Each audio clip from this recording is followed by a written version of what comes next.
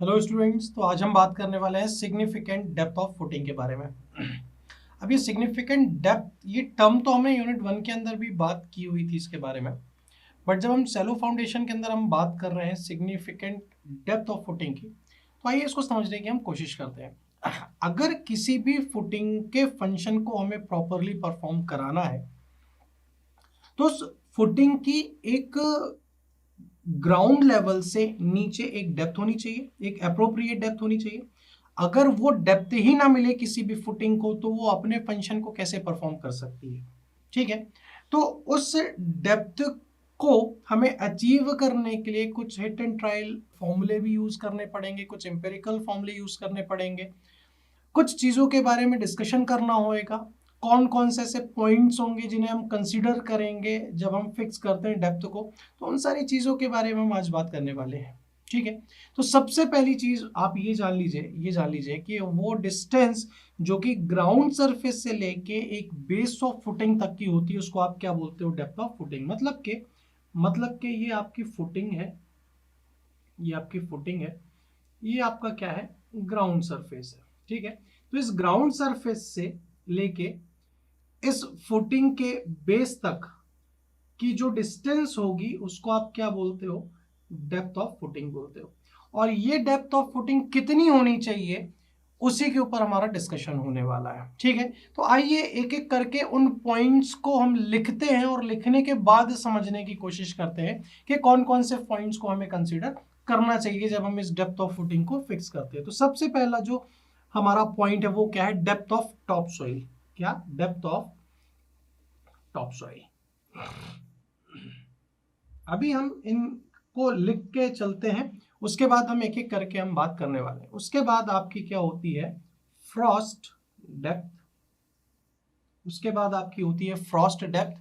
उसके बाद आपका आता है score depth. Score depth. Next है आपका वाटर टेबल। नेक्स्ट है आपका वाटर टेबल। उसके बाद जो भी अंडरग्राउंड डिफेक्ट्स होते हैं उसको कंसिडर करते हैं। अंडरग्राउंड डिफेक्ट्स की भी हम बात करते हैं यहां पे। उसके बाद कुछ रूट होल्स होते हैं,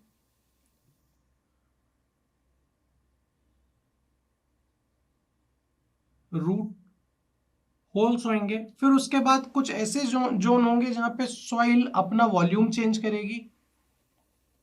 zone of soil volume changes. उसके बाद कुछ सॉइल ऐसी होंगी, कुछ या फिर फुटिंग्स ऐसी होंगी जिसके बगल में भी तो फुटिंग्स होंगी। सपोज जब आप फुटिंग बना रहे हो तो वहां पे भी तो कुछ फुटिंग्स होगी, तो आपका एक टर्म आ जाता है एडजेसेंट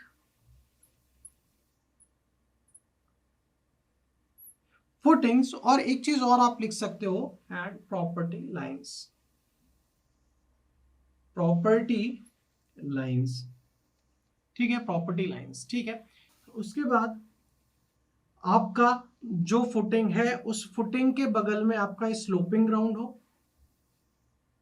स्लोपिंग ग्राउंड हो, ये भी पॉसिबल हो सकता है। ठीक है, और उसके बाद एक टर्म की हम बात करेंगे, मिनिमम डेप्थ। मिनिमम डेप्थ आप कितनी रखें, कुछ फॉर्मूले के बेसिस में भी और कुछ वैसे भी। ठीक है, तो जब आप डेप्थ ऑफ टॉप सॉइल के बारे में बात करते हो तो आपकी फुटिंग वहां पे प्लेस होनी चाहिए जहां पे सॉइल में कोई भी ऑर्गेनिक मैटर वहां पे ना हो, वहां पे किसी भी चीज का डिकम्पोजिशन ना हो। और ज्यादातर जगह पे हम जो टॉप सॉइल है उसको रिमूव करते हैं, और उस मतलब जिस भी एरिया में जहां पे आपको फुटिंग प्रोवाइड करनी है। ठीक है, दूसरी चीज फ्रॉस्ट डेप्थ।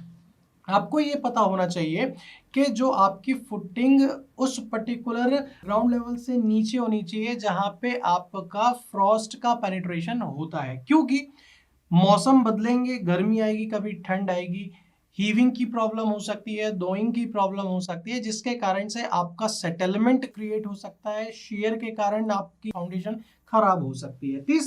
तीसरा आपका आता है स्कोर डेप्थ। मान लीजिए जहाँ पे भी आप फाउंडेशन बना रहे हो वहाँ पे कोई भी नेचुरल रिवर्स है, लेक्स है, जिसके कारण वाटर फ्रंट स्ट्रक्चर्स है, जिसके कारण से स्कोरिंग की प्रॉब्लम आ सकती है।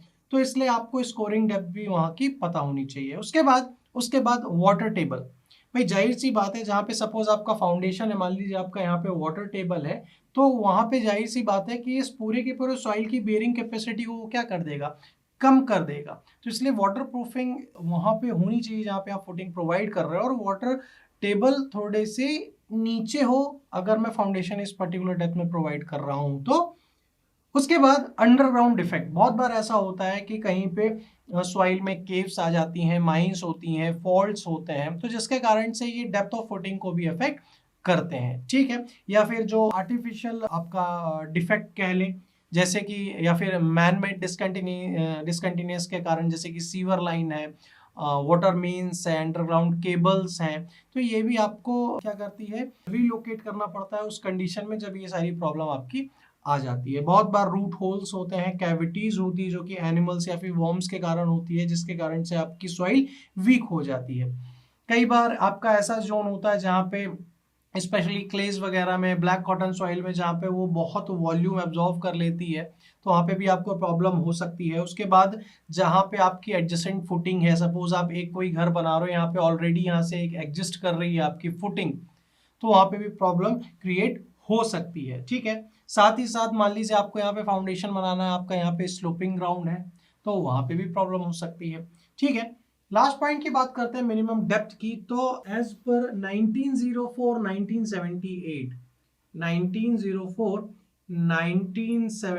एज पर आईएस, जो फाउंडेशन होता है आपको एक्सटेंड करना रहता है at least 0.5 metre below the natural ground surface.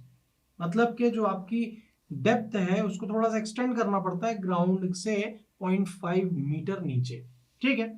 हालांकि जब आप ये बात कर रहे होते हो रॉक्स के कंडीशन में, तो रॉक्स के कंडीशन में क्या होता है, टॉप सॉइल को थोड़ा सा रिमूव कर दिया जाता है, क्लीन कर दिया जाता है, और वो सफिशिएंट होता है, ठीक है। बट अगर मैं एक इंपेरिकल फॉर्मूले की बात करूं मिनिमम डेप्थ ऑफ फाउंडेशन को फाइंड आउट करने के लिए, तो रनकाइंस ने एक फॉर्मूला दिया था डेप्थ ऑफ फाउंडेशन को फाइंड आउट करने के लिए, मिनिमम डेप्थ ऑफ फाउंडेशन के लिए, ठीक है ना। Q upon gamma 1 minus sine five 1 plus sine five का होल स्क्वायर।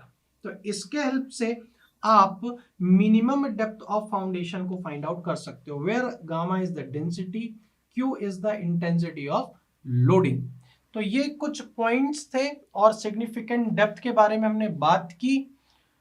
आज के लिए इतना ही। Thank you very much.